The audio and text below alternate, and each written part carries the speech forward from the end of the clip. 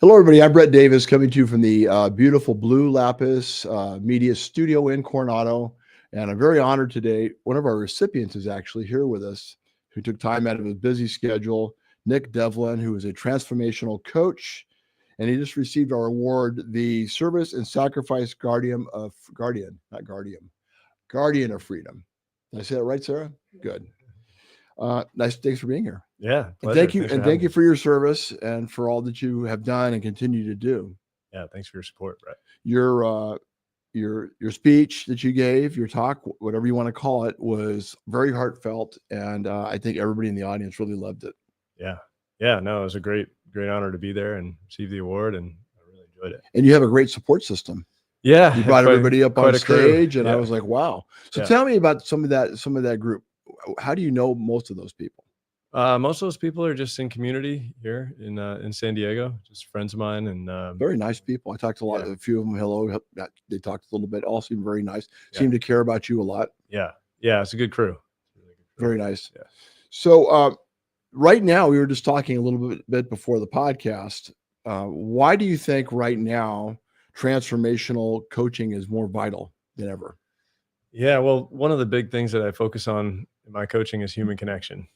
And I feel like that's kind of one of the biggest opportunities that we have just as a society at this point, especially with the way things are going with AI and all this divisiveness and separateness happening in the world. I think there's a really big opportunity for all of us to improve our connection skills, right? Or human connection. And that's one of the biggest things that I focus on as a coach. To go from this transformation of like isolated and alone and separate to, how do we function together, right? Right. So, why do you think there's so much divisiveness? What do you think it's all? Where does that all come from? And do you think it's curable? Yeah, I do think it's curable. I think that's a big challenge that we're facing. But it's like we were talking about before. I think that we've all kind of been raised in this industrial mindset of command and control and hierarchy and domination, and and it's just not a very human way to live. It's not a very human way to be raised. And most of us were, when we were children, the natural thing to do as a child is want to go play and mimic your caregivers or your parents or whatever, right? And learn how to become adults, right? One of the biggest things that kids do is play pretend. What are you doing? You're playing, oh, let's play work. Let's play school. Let's play, do all these things. And there's some opportunity to do that, but I think we've increasingly gotten away from that. And it's become this really isolated family unit. And then, kids get to school age and it's like, okay, here's all the kids, and then they get into the classroom and it's like, you sit in your seat, you face forward, everybody's competing for attention from this one adult. And it's just a very dystopian kind of way to be as a kid, The kids that want to play and that are restless, we medicate them and tell them they got ADHD and their special needs. And it's just really not natural. Do you find a lot of those individuals that have that are very gifted and very talented, and that maybe we're stopping them from really being who they could be? Yeah, absolutely. I mean, I'm a firm believer that every human has their own kind of unique superpowers. And I think people that we classify as having disabilities these days have some astonishing potential that we just maybe aren't ready to recognize or realize. But that's part of what I do as well, right? As a transformational coach is help you discover more of yourself and help you discover those superpowers that you have inherently. Well, we have a mutual friend that's watching. Actually, we have a lot of people watching, but one of our mutual friends is Robert Garcia. Yeah. So awesome. Nice to see you, Rob. Hey, Rob. Haven't forgotten you. We'll be in touch pretty soon. We'll be seeing you, and thank you for all that you do. And he had a huge impact on that event, and I think everybody. He seems like he's very popular. Yeah, it's been really helpful for me. Good, for sure. Yeah. So a lot of famous inventors and people throughout history probably had some type of challenge going on, I would think, and I don't think they probably were medicated. Yeah. Right. Yeah, they probably didn't really know how to deal with it. Yeah. I mean, this, there's the what do they say? It's like the eccentricity, right? Like you're either a genius or crazy, and there's a fine line in between. They're pretty close. They're pretty close. Yeah. So with that being said, how does it work out? So say somebody feels they need some transformation. Yeah. Is there a criteria? Is there a certain type of individual you look to work for? Do you work with everybody, or are you very picky? That's an ongoing evolution for me, and refining who it is that I'm really meant to work with. And so I can work with anyone, anyone in any demographic, right? Any different position. A lot of what I bring are principles of transformation, right? Principles of becoming and growing, and all of those things can be applied to anyone, but it's really about who's going to resonate with me, and like who's going to vibe with my style. And that's changed a little bit. I've helped veterans, I've helped female professionals, entrepreneurs, executives. I've helped men. So it's kind of across the board. Right now, I'm starting to dial it in, and seems like right now I'm really pointing towards young salesmen. That's really what seems like my clientele, or my players. I call them my players, right? Because a coach has players. You play chess also? I don't. I have, but I'm not avid. I'm not avid. Yeah. But right now it looks like it's that kind of demographic. And what's really cool about that is, these young men are coming out of college or whatever, and they're trying to figure out life, right? And they're just kind of becoming young men, becoming professionals. And especially when they're in sales, like this is a really, that's kind of like sink or swim, right? With sales, there's unlimited upside, but it's a really challenging occupation because it immediately faces you with your biggest fear, right? Which is like the cold call. Like, oh my God, I just got to pick up the phone and just talk to somebody.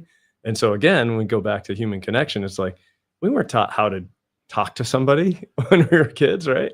And so, so there's a lot of opportunity there, but it's cool because once we get them kind of feeling more free internally, and really able to like dance with that fear that comes up, now they're on fire, right? So I have some guys who are like, oh yeah, I'll pick up the phone 100 times a day, 200 times a day. Oh yeah. And they started, a few months ago at like, I don't want to pick up the phone. Yeah, because I think rejection and failure is probably something that is not a normal thing for people to be able to adapt to. Totally. Well, and it's something we all deal with, right?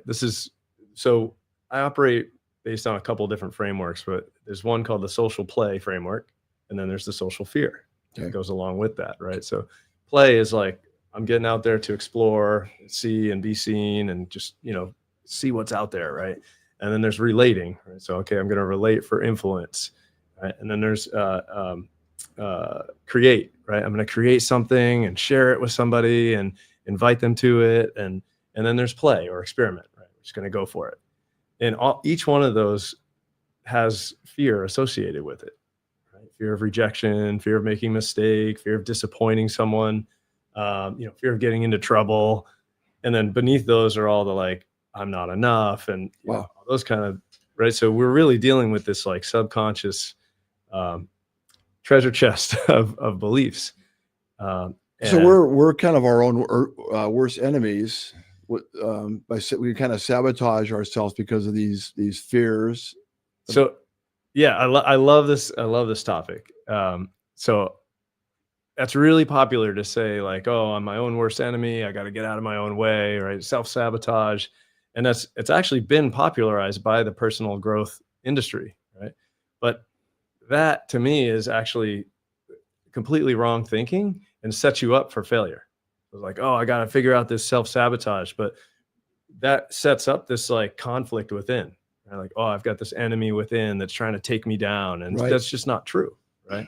At least in my philosophy and my premise is that you're born awesome, you're born whole, and then you go through all these experiences in this culture that kind of squish you and squash and dampen superpowers and, get you to operate more in this like robot mode, But if the truth is you're awesome and whole already, then there can't be some part of you that's trying to take you out, right? There's just a part of you that's trying to keep you safe. And so instead of self-sabotage, I call it self-preservation. And this is how I was trained as a coach, and this is my own personal belief too. But self-preservation, now that sets up a totally different dynamic. right? Because we can work with that. Oh, there's a part of you that loves you, that wants to keep you safe and, take care of you. Great. What's going on there?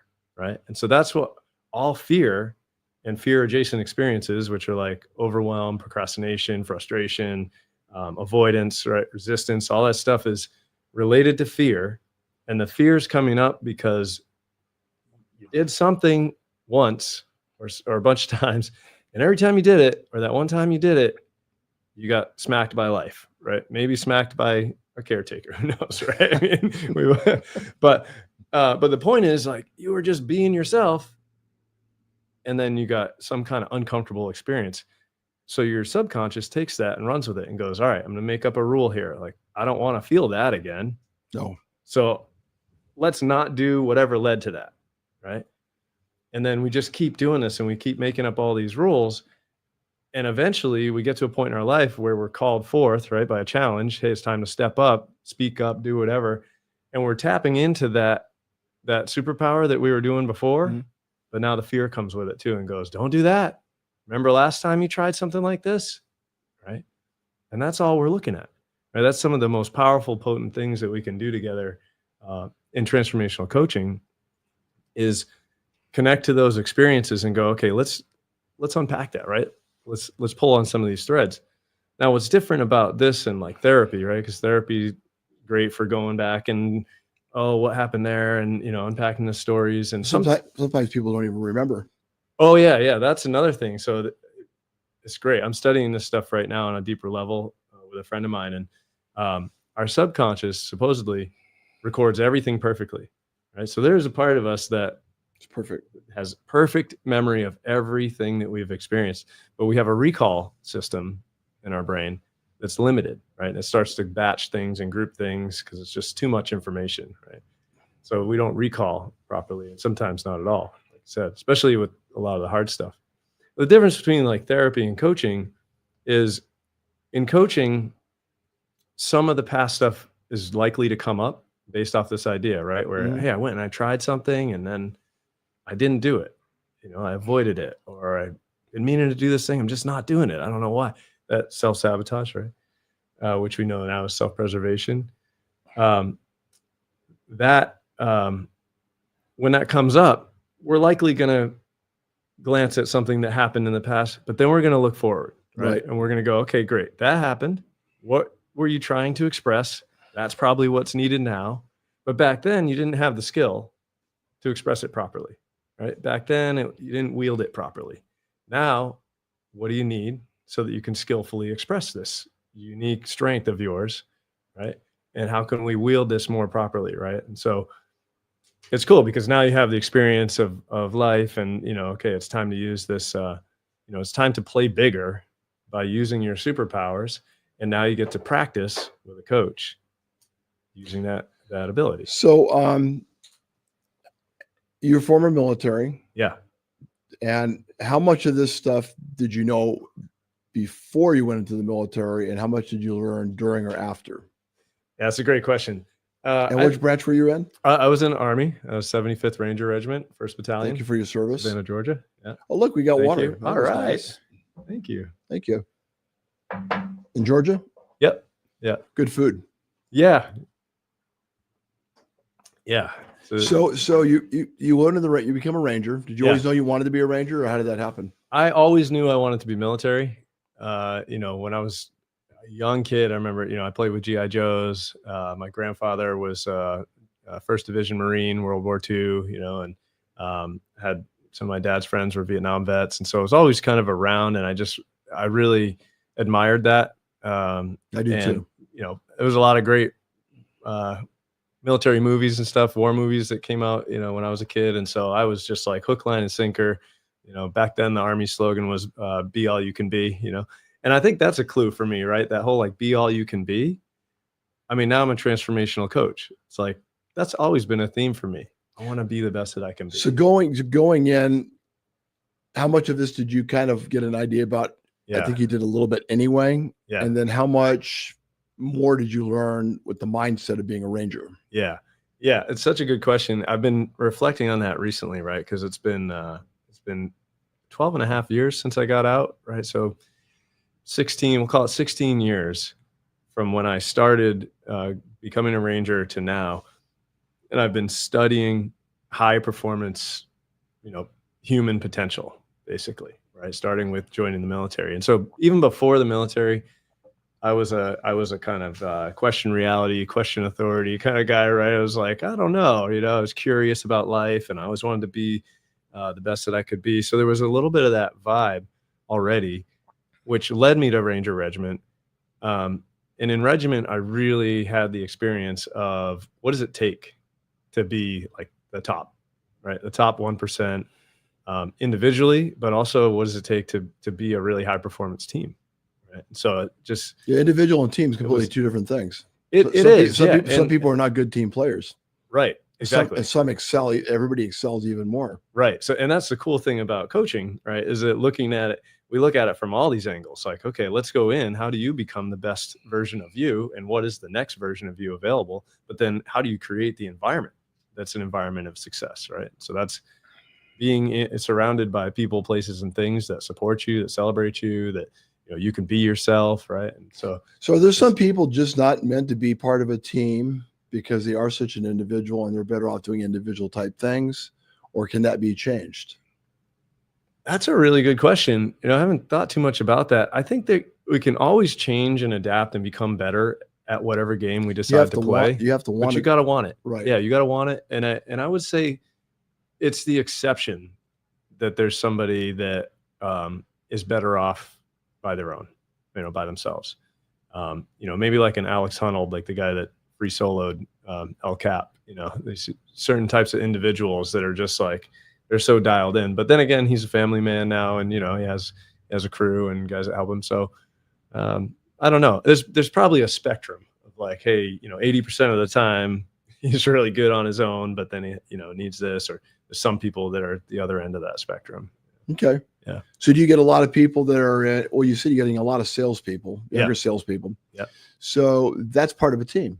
Yeah, for sure. Because they have to go out and do the work. Yeah. But what makes that part of a team if they are a salesperson? there is an individual aspect, but it's looking at the whole ecosystem, right? So it's everything from like, how's your family relationships to, how's your relationship with your coworkers, right? Like that makes a difference, isn't it? Yeah. A lot of the folks I deal with, they're dealing with both the customers and suppliers, right? And then they're making deals within the office, and, and then they're interacting with their manager and, customers. And even if you're like the solo realtor of the year, or, salesperson of the year, or wherever you are, there's other people involved. And the better you are at connecting with those other people, the better your business is going to do, and the better your life is going to be. It's true. Yeah. So is that a series of questions that you wanted to go over? To talk about? This was just some stuff about just kind of curious about the podcast and, your listeners and how it can best serve them. And I think everybody's trying to find something that is transformation should never stop. Yeah. I think it's something you take with you. You have to continue to be a student. Yeah. And revisit it, because things are changing. We talked about this earlier, all the time. Yeah. Yeah, for sure. Yeah. Things are changing all the time. And like we talked about before, this was, no matter what's happening, this is kind of like my message to the world based off of my life and everything I've been through, is that anything is possible, right? Anything is possible, and life is happening for you, and every day is a gift. And I mentioned that in my talk. That's very nice. That perspective will serve anyone very well, right? Like everything that's going on right now, the world's crazy at times, right? But it is what it is, like we said. So, okay, align with reality as much as you can.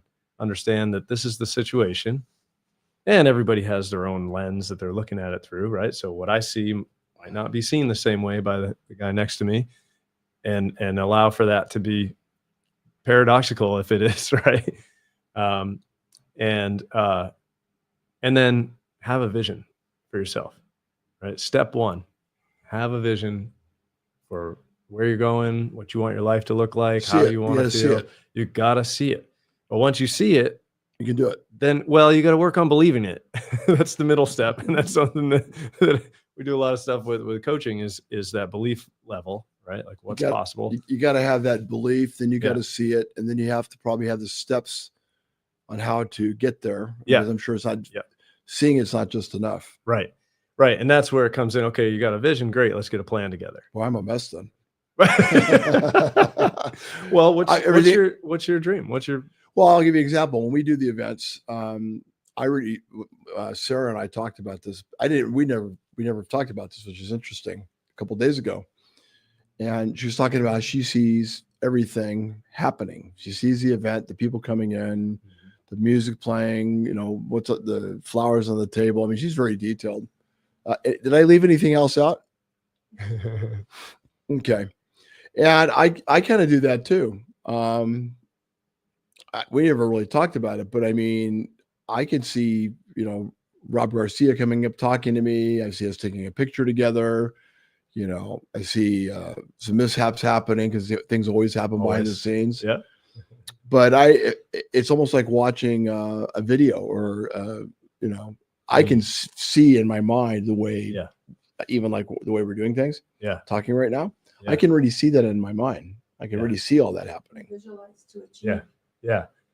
That's awesome. This is one of my favorite. Visualize to achieve. Yeah. It's one of my favorite topics. And so I would guess that you guys both have some kind of powers of clairvoyance, right? And we're talking about superpowers.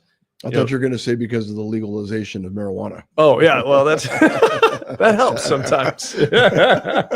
Yeah, look, I'm open to all tools for transformation. Is that clairvoyant?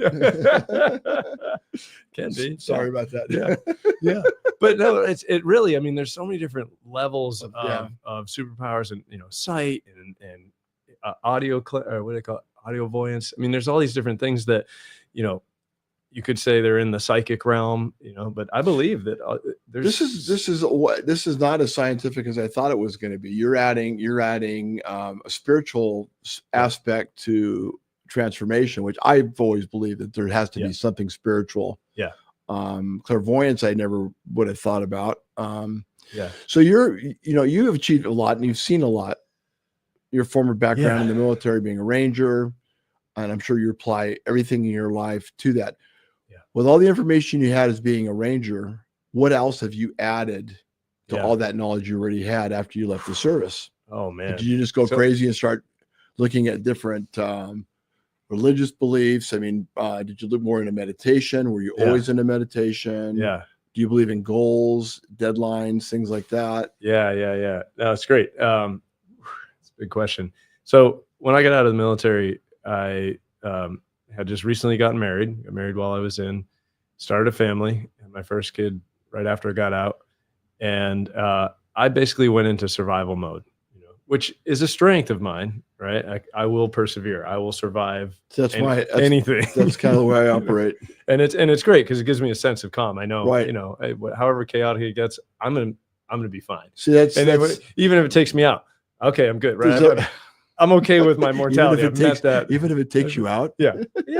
Oh yeah. I've very much come to terms with my mortality. So when everything's going crazy, you're probably staying calm and everybody else is losing their shit. Usually. Yeah. But it was a practice to get to that point, right? I had that mentality, but what's shifted for me over the years is moving from like a very like control-based way to stay calm, to like full acceptance, into like it's all going to be okay. Like everything that's happening right now is a gift and it's for me, like I mentioned. So when I got out, I went into survival mode. I got a job right away, right back into engineering. And I mean, literally, like I had terminal leave, and I had like 30 days of terminal leave. 3 days after I was out of the military, I was already working. 3 days. Yeah, 3 days. I couldn't sit still. You couldn't go on vacation, huh? Couldn't go on vacation. And looking back now, I was running from a lot of stuff that was built up. Physically, mentally, I had a lot to work through when I got out of the military. But I went right into take care of the family. And for a couple of years, that was my focus.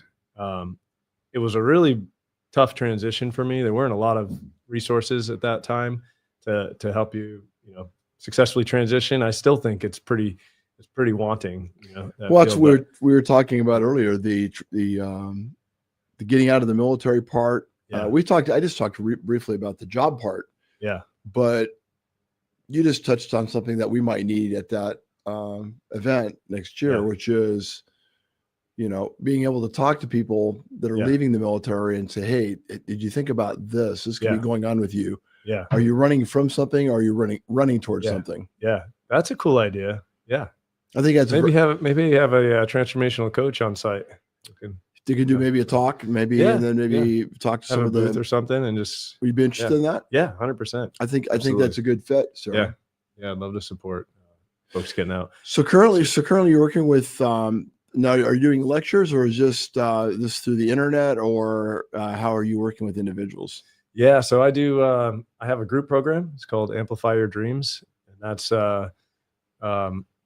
that's a group journey, 3 months long. 3 months. Yeah, 3 months, 90 days, and we'll meet every week, and we focus in on a piece of the method that I'm developing. Basically, it's called the Love Your Life method, and it's built off of different methods that I've studied in my coaching, that I've been trained in, as well as my own life experiences. And like, again, it starts with have a dream, right? Have a vision. So that's the first couple sessions. We really focus in on what is it you want to create. We've got some really cool, playful ways to extract that, to the point where sometimes people show up and they're like, I have no idea. And by the end of that, first or second session, they're like, oh, this is what I'm going to go for. Right. And so, yeah, I've got that group program. That's been really successful. I had the last one I ran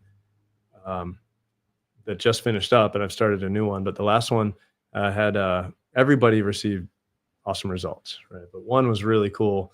In particular, she started the program, and she identified pretty quickly that her dream for this 90-day sprint was to leave her position, right? At work. And she was an executive, right? She was working with a startup, and it just had gotten to the point where she hated it, right? And in a pretty short period of time, there was a lot of kind of toxic culture stuff going on, which unfortunately happens a lot with startups, as everybody's in go mode. So they don't even think about that human connection piece, and so there were some personality clashes, and she's like, I just got to get out of here.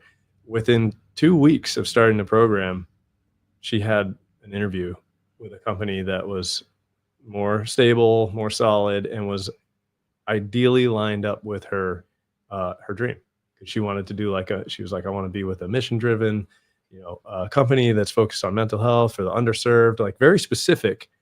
And this thing just like appeared, right? This opportunity appeared. And that's how it works, right? There is some magic happening. We're tapping into the quantum field, and almost as a byproduct, right? That's not the main focus, but we are opening up to the possibility that when you start to focus on these things, they start to appear. Life's gonna, like as soon as you say, I've seen this for years. As soon as you say, okay, here's my dream, I'm going to go for it, everything that happens next is life. Well, it's really interesting you say that, because we've been having that happen to us the last couple of weeks. We've been mentioning certain things we're going to be doing, and then we get phone calls from people. Yeah, random, right? Like synchronicities. And like I was looking to get a hold of this gentleman for a nonprofit situation. Next thing I know, we can't find his information. He messages me, hey, how you doing? Yeah. Weird. It's cool. Yeah. Really weird. It really happens. It really happens. And there's so much technology, I guess is the word, underneath that. I think we're you said something about maybe not in these words, how we have information overload. Oh yeah. I think we might have technology overload and combined with information overload. I think possibly. Yeah. I think that's an important point. And I think it speaks to the importance of improving our human connection skills, right? Because it's like, the technology is exponentially expanding. Right. AI. I went to the Apple store last night and tried out the new VR headset. Yeah. Have you tried it? I've tried VR before, but not the new Apples. The new Apple one is like we're probably doing an ad for them right now. It's so far beyond anything I've experienced, to the point where I got emotional and I got a little overwhelmed. And I was like, oh man, like the future's here. And I'm not sure it's serving humans that well, right? Like it is in some ways, but in other ways, there's going to be so much opportunity to leave our humanity behind and just get absorbed into, the matrix, into. What happens if the power grid goes down though? Well, yeah, it's going to be pretty shocking, because we're going to have to talk to each other. And that's a great point. If we put so much reliance on that. And it could go down, huh? 100%. 100%. It's pretty much a rock and Yeah. the stick situation. Yeah. I mean, it's Yeah. outdated. I think it's going to be really important, and this is figuring this out in real time. But why I'm really starting to focus more and speak more to coaching as like human connection skills, is because I think we want technology to be, augmentation, right, to help us. It's very helpful in so many ways, right? There's great things we can do with technology, but if we run away with it and we leave behind our humanness, now we have problems. They asked James Cameron, the director, about what he thought about what was going on with AI. Yeah. And he says, I tried to warn all of you back in 1984 when I made the Terminator. Yeah. Yeah. I mean, that wasn't so much AI. It was about, cyborgs. Yeah.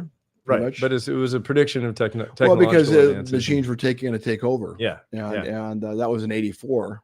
But it does seem to be happening. Yeah. Oh yeah. The proliferation is happening. I've heard militaries even had some run-ins and some experiences with AI that were kind of frightening to them even. I mean, I've heard things like, testing missiles, things like that. Wow. And they get questioned on the authority by the, I've heard this. Wow. Like about it 6 months ago. Yeah. And the AI wouldn't listen to the person telling it what to do. Yeah. Yeah. It's a real thing. I mean, there's people that are studying that, right? The ethics and the, what is it? What is artificial intelligence? If it's an intelligence, does it have rights? Right? How do we treat it? Well, they think they do. Everybody, even AI thinks that they should have rights. Yeah, yeah, that's right. I mean, but at some point, what's artificial about it? I mean, this thing appears pretty smart. So maybe it's just maybe it's just intelligence in different forms, right? Right. So let's say we're living in that situation, like you're saying. Yeah. And AI is just ruling our lives. Yeah. In every aspect. Yeah. We go to McDonald's, which I'm not promoting McDonald's. Yeah. Just an example. And everything's robotic. People are gone. Pretty much, there's nobody there anymore. Yeah. And with that going on, and even cars that are driving without with us not having to drive the cars. Driverless cars. Those are a thing. Yeah. Food, grocery store. A lot of the jobs that are being done now, I think, eventually are going to be gone. Yeah. We'll see it in our lifetime. I think we'll see it soon, this year. Really? It's I think fast, I think the wave of job replacement is already here. Okay. Yeah. So sometime between this year and our lifetime. That's our prediction. Okay. So with that being said, what happens? How are we able to become transformational? Yeah. What is it going to take for that to happen if all these things are being done for us? Yeah. Well, that's a really great point, right? And this is something that I run into with the people that I coach, is that after a certain period of time, that dream is done. Like, oh, the vision that I had, now it's complete. Either it's complete because I reached all the milestones that I set for myself, or situation has changed, right? Life has changed so much that like that dream, it doesn't make sense anymore, right? So now it's time to go this way. For example, I got divorced, right, a few years ago. So my dream in the family relationship realm was to have a beautiful family, be with them every day. And, I had a lot of these visions around that. And then when I got divorced, it was like, okay, well, that's not reality. Again, align yourself with reality, right? Okay, this isn't reality anymore. So that dream doesn't make sense anymore. What's the new dream? So there comes a time with every vision, with every dream, where it's time to refresh the vision, refresh the dream. And that happens in an individual journey, but it also happens in society, right? We have this collective dream that we've been building together. And at some point, reality shifts, right? So, now, you look at the agricultural revolution, the industrial revolution, now it's like, I don't know, the AI revolution or whatever. But at each one of those steps, there was some big shift, and it was like, oh, the way we were going, that doesn't work anymore. And oftentimes that comes with job losses. Sure. But it's like, okay, I don't have the answer, but there's definitely some big changes coming up. Oh, yeah. We're going to have to figure out what's the new way forward. And I think transformational coaching has a lot of technology and a lot of ways that we can do that. So on an individual level of coaching one-to-one, someone comes to me and says, hey, my job just disappeared because of AI or whatever. So what's going to happen to those individuals when those jobs go away? Yeah. Well, do they have to retool? Yeah. Learn something 100%. Yeah. Maybe how to fix, most likely how to fix AI. Yeah. Most likely there's going to be something, and that's the cool thing about what we could do together is we look at, okay, what are the skills that you have? What are the abilities? What are your desires now? Maybe that's changed. A lot of times people come to me when they have some big life disruption because they're like, oh man, you know what? I'm just going to do what I really want to do now. It's like, okay, good. It's that kind of catalyst moment. So it's like the spark you were talking about when you started this, right? It's like COVID. Oh man, now what? Right. That's a great time to reassess and come up with the next version of you and the version of your life. Yeah, so time to retool. That's a great way to say it, right? So when you retool as a human, it's probably something like mindset, skills, or strategy. Or survival. It's survival. Yeah. Yeah. You've got people depending on you. Right. Yeah. But again, that would point you to like, okay, what do I need to learn? What do I need to put together? What's my toolkit? What do I have to learn? How do I have to become to be able to continue to provide or continue to survive and ideally thrive? So yeah, I think there's going to be a lot of people asking those questions, if not already, and I'm sure pretty soon. A lot of people, what's that next adaptation? And I think we've been through this before as humans, as a human family. So it's going to be okay. There's going to be, some new way forward for people that have lost their jobs and what they were doing is no longer relevant. And I think what we're going to see, this is my own prediction, but I think we'll see this resurgence of community, of I hope so. People coming together. I hope so. Because what else is, at some point, what else is left? Well, there's war, civil war. Oh, that's true too, but largely that will probably be fought by robots and AI and stuff like that. Even now, like cyber wars are really what's happening. The main thing that's happening. That's true. So, yeah, there will always be military, probably. Just a different way that it's being run. Different way it's being run, and when all of the task-oriented things and anything that can be programmed, which is a lot of the jobs that are out there now, can just be made into a computer program. Anything like that goes away is a thing that robots do better. Right? That's why it would go away. But the only thing that robots can't do is be human, right? Not yet. Yes. Well, that gets into a deeper realm, right? Let's talk about.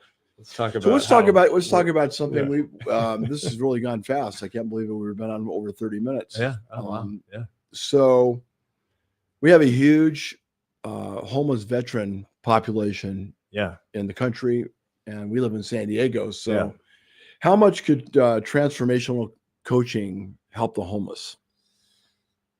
That's a good question. Give a person a fish to eat for a day, show them how to fish to eat for a lifetime. Yeah. That's a good question. I don't know a lot about are there things that could do possibly to help? For sure. Combined with medication, of course, working with, right. It would take a team, right?